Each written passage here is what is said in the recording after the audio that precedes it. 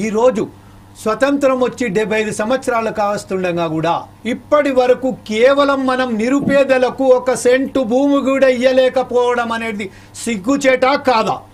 అయితే ఈ నేపథ్యంలో ఇప్పుడు ప్రస్తుతం ఉన్న పరిస్థితులలో ఇటు వైఎస్ఆర్సీపీ కానివ్వండి, కాంగ్రెస్ కానివ్వండి, తెలుగుదేశం కానివ్వండి, బీజేపీ కానివ్వండి, జనసేన కానీ ఇతరత్ర ఎవరో వామపక్షాలే కానివ్వండి, మనము ఒకవేళ కనుక పేద ప్రజలకు వాళ్ళకు కూడు గుడ్డు నీడ అని ఇవ్వలేకపోతే మనం ఈ రాజకీయాలలో ఉండి ఏం ఫాయిదా? మనం ఇంత స్వతంత్ర భారతదేశంలో ఉండి కూడా ఏం ఫాయిదా? ఈరోజు జనసేన పార్టీ నేతగా ఇప్పుడు ప్రస్తుతం అయితే మీరు కూటమిల ప్రభుత్వంలో ఉన్నారు.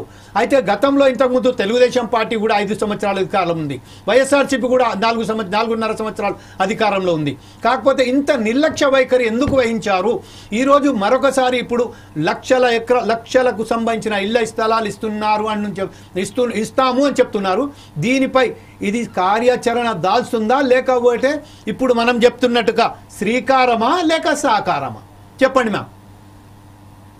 సార్, ముందుగా మీకు అలాగే ప్యానెల్లో ఉన్న మా సోదరులు సురేంద్ర నాయుడు గారికి, రామారావు గారికి, అలాగే ఇంకా విశ్లేషకులు మస్తానరావు గారికి అందరికీ నమస్తే అండి.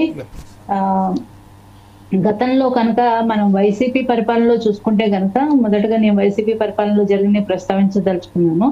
వైసీపీ పరిపాలనలో చూసుకుంటే కనుక ఏ సంక్షేమ పథకమైనా, ఏ ఉచిత పథకమైనా కూడా దాంట్లో చేయని స్కామ్ అంటూ లేదు.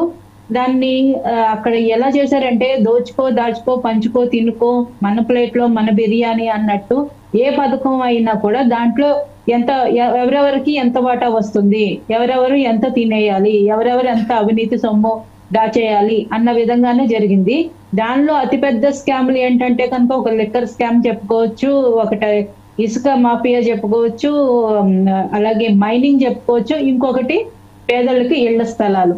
పేదలకి ఇళ్ల స్థలాల్లోనే దాదాపుగా 35,000 కోట్ల రూపాయల స్కామ్ జరిగిందన్నది ఆధారాలతో సహా అప్పటి జనసేన పార్టీ పిఎస్సి అధ్యక్షులు మా నాదెండ్ల మనోహర్ గారు ఆధారాలతో సహా మీడియా సమావేశం ఏర్పాటు చేసి పత్రికా విలేకరులందరికీ చెప్పడం జరిగింది.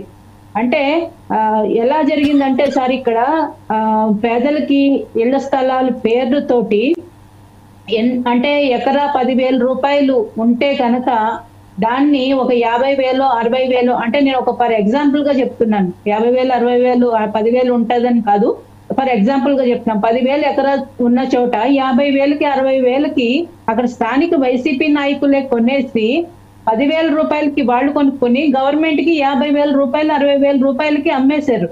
అంటే అక్కడ కొన్నది వాళ్ళు 10,000 రూపాయలకి, గవర్నమెంట్ కి ఎంత అమ్మారండి? 50,000 60,000. అంటే ఖజానాకి ఏ విధంగా వాళ్ళు ఖజానాకి నష్టం చేశారో మనం ఊహించలేము సార్.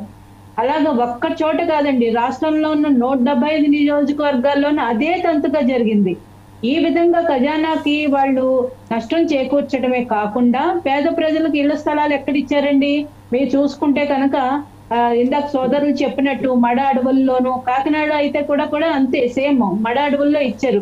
అవి సముద్ర తీరం నుంచి తీర ప్రాంతాన్ని రక్షించే అడవులు అనమాట. వాటిని ధ్వంసం చేసేస్తారు. ఆ ధ్వంసం చేయడం ఒకటి పర్యావరణానికి విఘాతం కలిగించడమే కాకుండా అక్కడి ఇళ్ళు ఎవరు కట్టుకున్నా ఏ అర్ధరాత్రిలో సునామీ వచ్చి నీళ్లు వచ్చి మునిగి చనిపోవడం ఖాయం.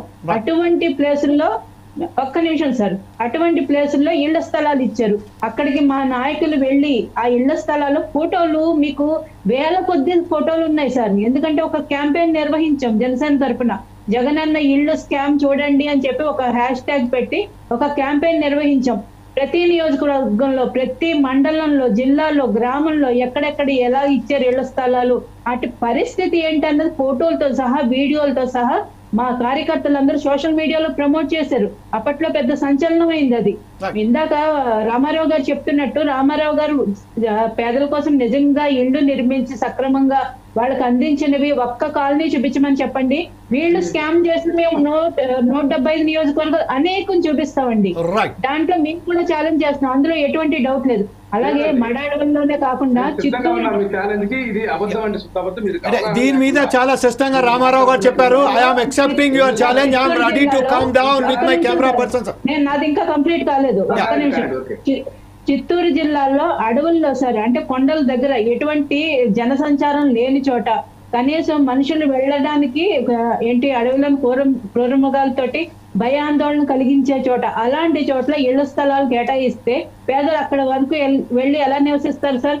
కనీసం వాళ్ళు అక్కడ స్థలం తీసుకున్నా ఎవరికి ఎక్కడ ప్లేస్ కేటాయించారో ఎవరికి చూపించలేదు. చూపించిన చోట్ల కూడా కనీసం వాళ్ళు ఏమైనా ఇల్లు కట్టుకోవడానికి రోడ్డు కూడా లేదు సార్. అటువంటి ప్లేసుల్లో అంటే ఏదో నామకే వాస్తు ఇచ్చామా అన్నట్టు ఇచ్చారు, కానీ అక్కడ ఎవరు ఒక్క పేదవాడు వెళ్ళి ఇళ్ల స్థలంలో ఇచ్చిన దగ్గర ఇళ్లు కట్టుకుని నిర్మించుకుని ఉన్నట్టు ఒక్కటి చూపించండి. అలాగే మేము వందల కొద్ది ఫొటోస్ చూపిస్తాం సార్, వీడియోతో సహా మా దగ్గర సాక్ష్యాలు ఉన్నాయి. ఇలాగా చెయ్యి పెడితే అవి పడిపోయేటట్టు, అంటే పిల్లర్స్ ఉంటాయి సార్, పిల్లర్ల మధ్యలో మొత్తం డొల్లనే, అసలు ఇసుక మొత్తం ఇసుకే, ఒక్క ఏంటి సిమెంట్ కానీ కాంక్రీట్ కానీ లేదు. అలాంటి నేను వందలు చూపిస్తాను సార్, వందలు చూపిస్తాను. దయచేసి ఛాలెంజ్ చేయొద్దని చెప్పండి. సాక్ష్యాలు ఉన్న తర్వాత మాత్రమే మేము మాట్లాడుతున్నాం. ఈ విషయంపై ఒకసారి మనం మస్తాన్ రావు గారి దగ్గరికి వెళ్దాం. మస్తాన్ రావు గారు, మీరు చెప్పండి, ఇప్పుడు ప్రస్తుతం ఏదైతే కూటమి ప్రభుత్వం, చంద్రబాబు నాయుడు అలాగే పవన్ కళ్యాణ్ బీజేపీతో కూడుకున్న కూటమి ప్రభుత్వం మాత్రం పేద ప్రజలకు 150 గజాలు ఉచితంగా విమానకు సంబంధించిన వాళ్ళకి పట్టాలు ఇస్తామని చెప్పారు, ఇళ్ల స్థలాలకు చెప్పారు, వాళ్ళకి